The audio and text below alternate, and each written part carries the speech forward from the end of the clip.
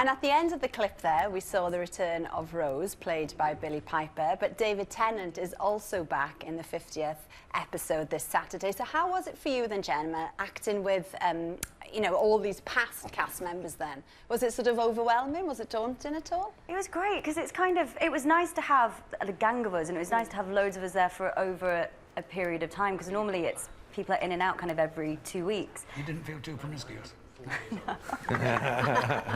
I had one scene on the first day where I had to work with the 3 doctors. I don't even remember this. I forgot my lines because I was so excited, and it's that moment, and all 3 doctors turned, like, whipped their heads all at once, and the sight of the 3 of them there, I kind of just was like...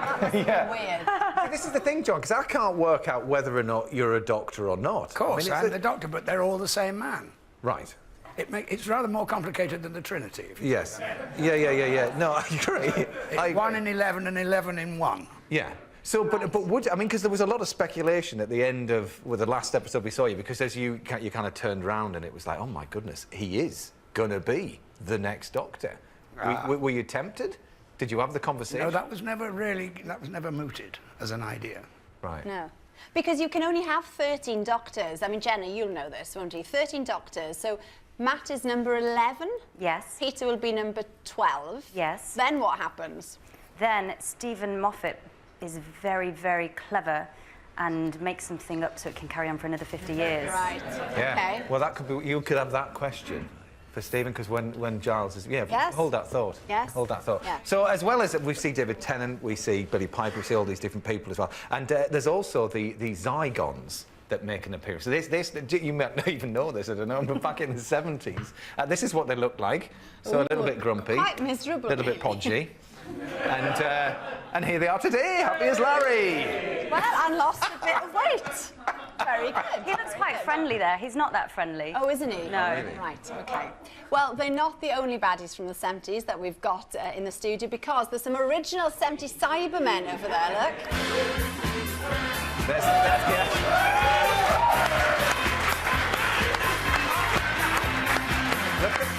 The Radiophonic workshop are in their element there. Just doing a little bit of backing as well. That's great. Will be despairing. Oh, what are the ones who are doing to Cybermen? Anyway, if you want to know more about the history of John's character, press the red button straight after the show for a look at the special prequel episode of The Night of the Doctor. There you go. You see, there's all this extra stuff, isn't there, John? You see, it's not just turning up and doing your lines. Goodness me. No. Here I am. This is an awesome moment in my life. It's a true one-show scoop. This is amazing. This is the real thing. This is the TARDIS, and it works. Oh, my goodness. Lights are going off. I've probably given a terrible electric shock to Sylvester McCoy somewhere.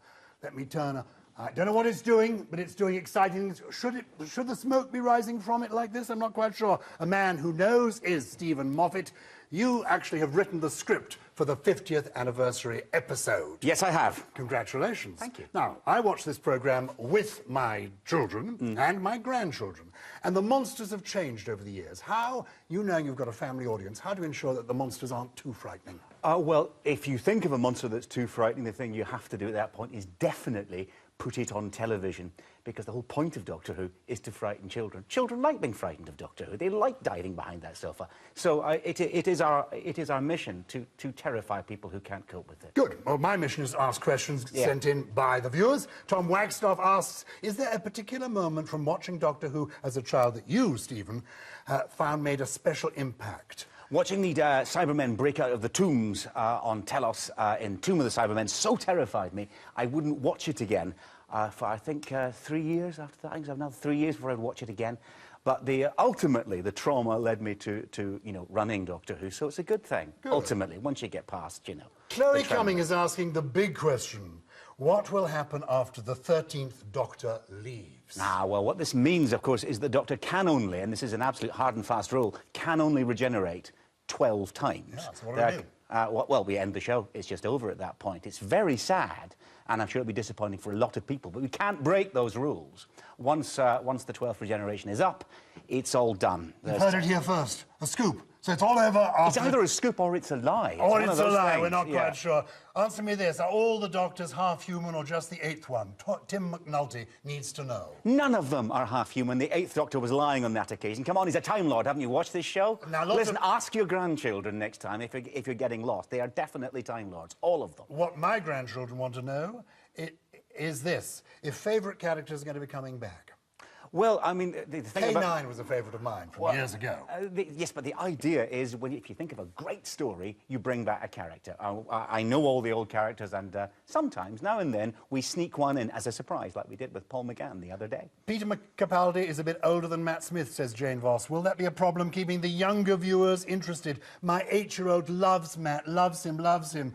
Peter's a bit old. But the thing is, your 8-year-old doesn't really think Matt Smith is that young. 8-year-olds think we're all ancient. OK. And to be absolutely honest, how many young Father Christmases have there been? Absolutely. Yeah. Well, I am old enough to be a Time Lord. I want to go back to 1485, see if Richard III really did look like this. Can I do it now? Here, Absolutely, on this yes, machine? go for it. Go. OK, I'm Now. going for it now. You ready Yeah. for this, Stephen? Off we go. Oh, my goodness, it actually is working. We are actually beginning to move. Hold on, Stephen. Renegades. Ah.